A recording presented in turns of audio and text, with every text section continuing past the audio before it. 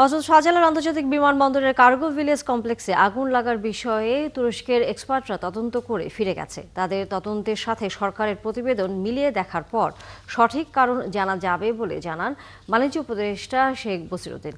তিনি জানান, এখন বিকল্প উপায়ে পণ্য খালাস হচ্ছে, তবে এসএমই উদ্যোক্তাদের ক্ষতিপূরণ দেওয়ার বিষয়ে প্রশ্ন করা হলে তা এড়িয়ে যান বাণিজ্য উপদেষ্টা। আরও জানাচ্ছেন অনুপ অধিকারী তরুণ। হযরত শাহজালাল আন্তর্জাতিক বিমানবন্দরে কার্গো ভিলেজ কমপ্লেক্সে আগুন লাগার ঘটনা তদন্তে গেল রোববার ঢাকায় আসে ৮ সদস্যের তুরস্কের বিশেষজ্ঞ দল। তদন্ত শেষ করে বৃহস্পতিবার সকালে তারা দেশে ফিরে গেছে।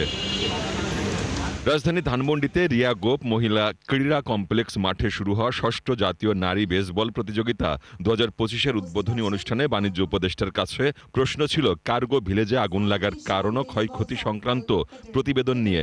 আমাদের টার্কিশ যে ফরেনসিক এক্সপার্টরা এসছেন, ওখান থেকে ওনাদের প্রায় ৭-৮ জনের একটা অনুসন্ধান দল এসছেন।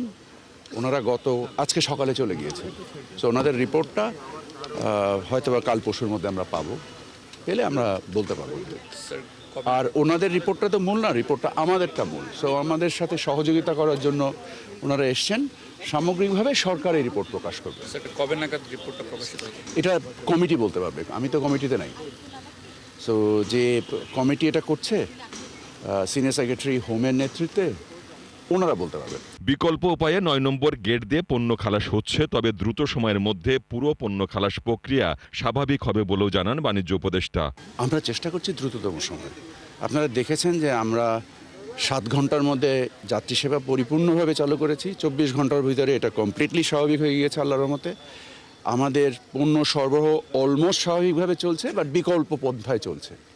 সো এই বিকল্প পন্থাকে আমাদের যে কাঠামোগুলো রয়েছে এগুলোকে ঠিক করার জন্য আমরা এমআইএসটি বুয়েট এর নেতৃত্বে একটা টেকনিক্যাল প্রপোজাল আমরা অলরেডি ডিজাইনে হয়ে গিয়েছে।